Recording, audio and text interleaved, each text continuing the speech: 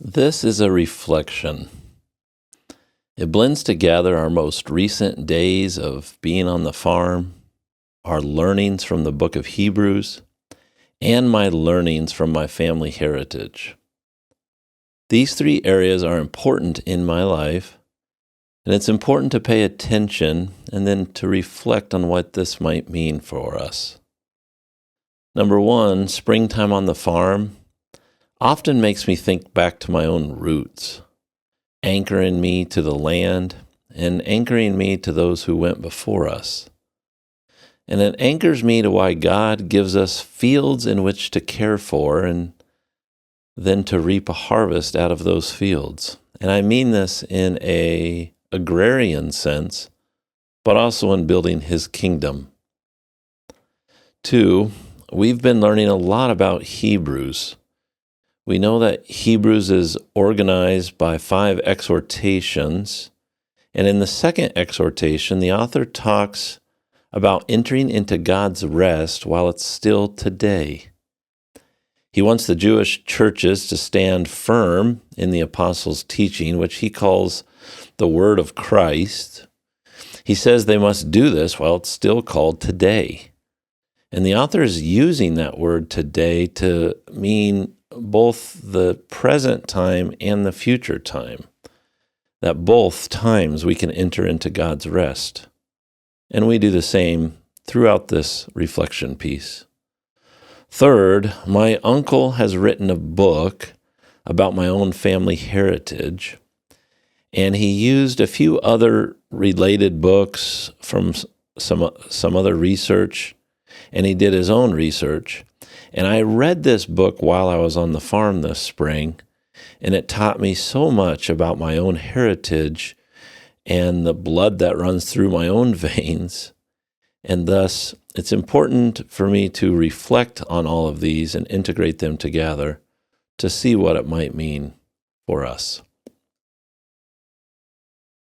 Farm life, Hebrews, and 5 generations of family.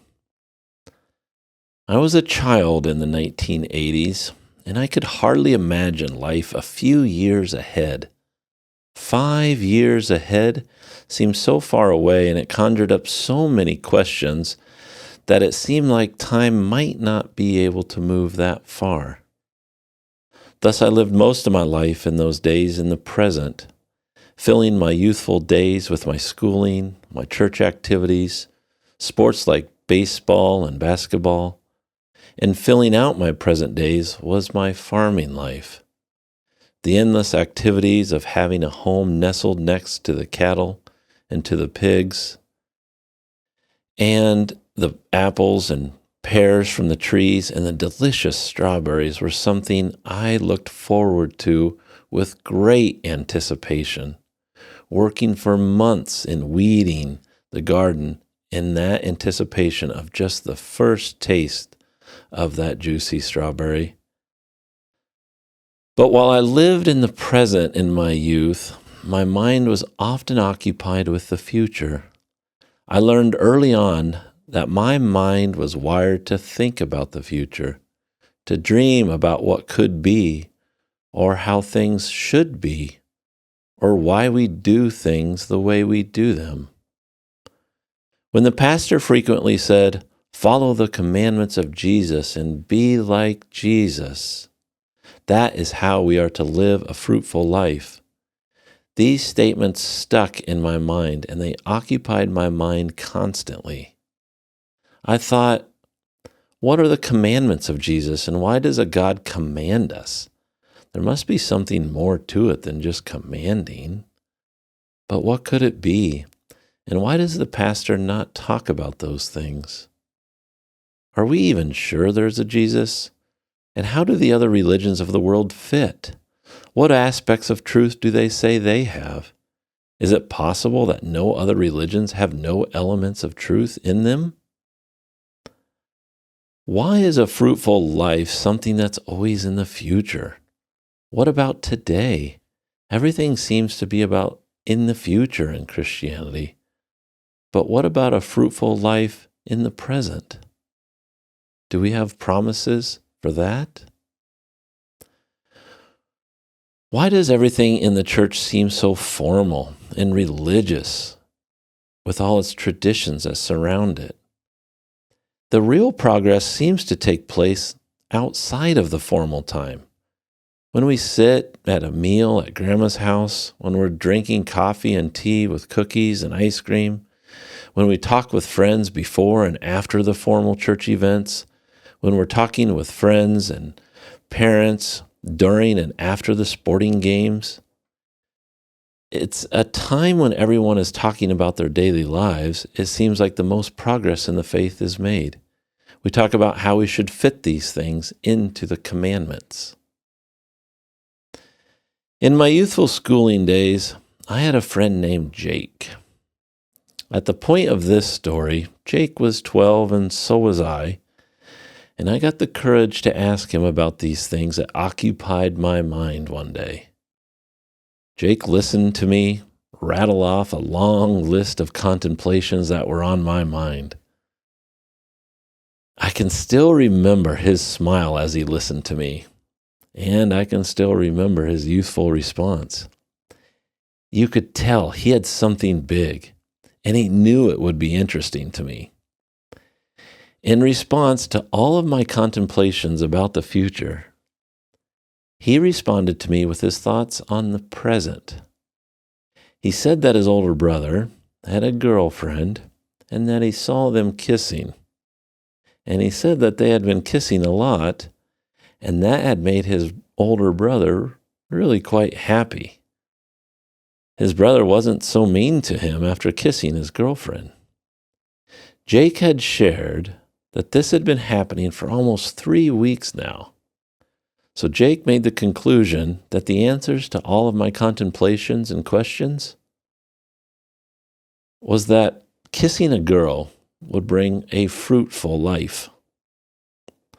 At the time, I remember thinking that I must be overthinking, because Jake's response seemed like at least part of the answer.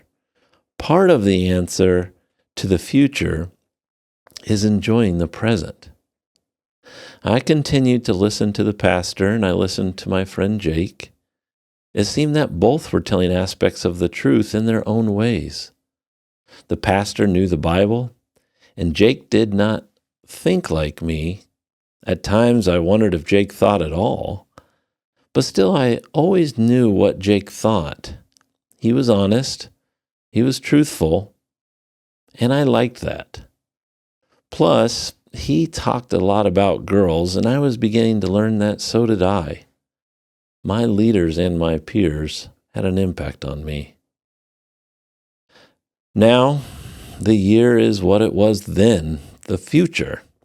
It is 2025. In my youthful mind, I'm amazed that we have made it this far. So now I wonder, how far have we come? Have we made progress in answering these questions? Were these even the right set of questions? The spring of 2025 has given me a small gift. The gift of learning about 5 generations ago, gaining a perspective that spans back to the 1840s. Krijn Voss, he was born and lived in the 1840s. We see that he was a critical thinker of the faith. He left the State Reformed Church of Holland under threat of imprisonments and fines. He and his family still left. They were labeled succeeders because they were pioneering a new pathway out of the current religious system, and he was zealous for a non-state-run church. Peter Voss left Holland in 1892 because he wanted to be a farm owner and not just a farm laborer. He struggled his entire life in subsistence, and he relied on the local church for support of food and assistance with children. Adrian, who would be my great-grandfather, in the early 1900s, he made his life with Sarah Vandermolen, on the farm, and farming was very productive in those years, and a base of agriculture and farm life was built in those days. He was in church leadership, and his leadership was in turmoil, and he ended his own life after a meeting. Corny, also called Krein, Corny Voss, my grandfather, he was a leader and elder in the church. A farm accident limited his mobility for a lot of his life. He enjoyed farming, and he challenged the church to focus on leaders. Through all of those generations, I've learned many things about my own blood that's been passed down. There's a zealousness and a passion for life.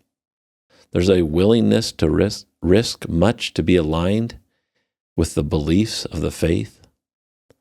Belief in the local church as a vehicle for support in life. Farming as a way to work hard, to enjoy the process and the work of our hands. And leadership in the church was critical to all of these men. And as a leader, they challenged other leaders, and growing as in their leadership role was a part of each of their lives. You see, Jake was right. Boys are in a better place after they kiss a girl. All of the men in 5 generations before me had wives that they lived this life together with. However, one wife died in the first few years of marriage, and 4 out of the 5 wives have had children that died in the first 5 years of life. In fact, there's tombs, gravestones labeled just for baby Voss in a couple of the cemeteries that I've visited. My mother is the only mother not to experience the death of one of her children out of all of these generations. Yet in spite of all the pain, the women pressed on with hope. They were sure of what they hoped for and certain of what they could not yet see. Now it's the future. We call it the present. It is today, as we call it. And I believe the following about today. We are farming because of the bold moves of the generations before us. They did not get to see the outcome of all of their labor, and when they lost hope, their church and their wife would encourage them to stay the course. We are passionate today about the way of Christ and his apostles. The simplistic patterns of meeting as a family, dialoguing about our lives, it is simple and it's profoundly impactful. The generations of us will see more and more of this impact. We are passionate about the way of Christ and his apostles, the work of bringing this to the reaches around the world, and that people are listening to us is profound. This is an opportunity of a lifetime, of a generation that we need to maximize. And finally, women are central. Their perspective, their labor, their support, and their kiss. Do not let foxes get into your gardens. When I was young, my life was simple because everyone else took care of the things in my life in order for me to survive and thrive. I know now that it took an entire collection of people to support us all along in this life. I might have thought that I was alone in my mind and alone in this world, but in that thought, I was wrong. So it is now. We are in this life and we are in this mission together. Whether each person realizes it or not, we are in the place we are now because of hundreds of years before us, because of hundreds and thousands of people around us, and perhaps even for hundreds of years ahead of us. Together, all of us have been called to do this work. So let's do this work while it's called today.